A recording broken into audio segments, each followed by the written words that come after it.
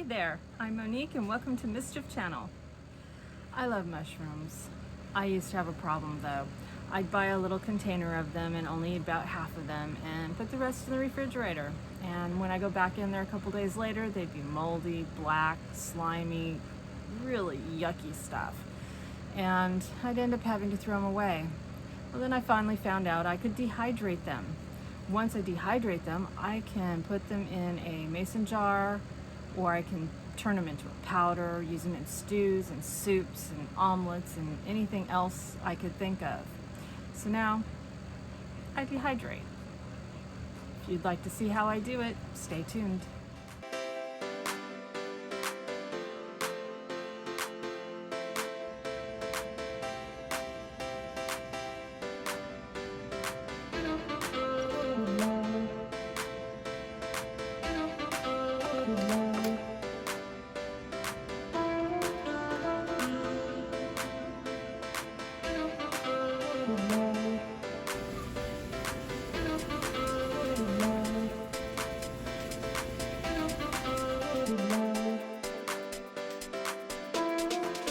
If you like my channel, please subscribe. If you like this video, please hit the like button. Meow my lovelies and stay playful. Thanks for watching.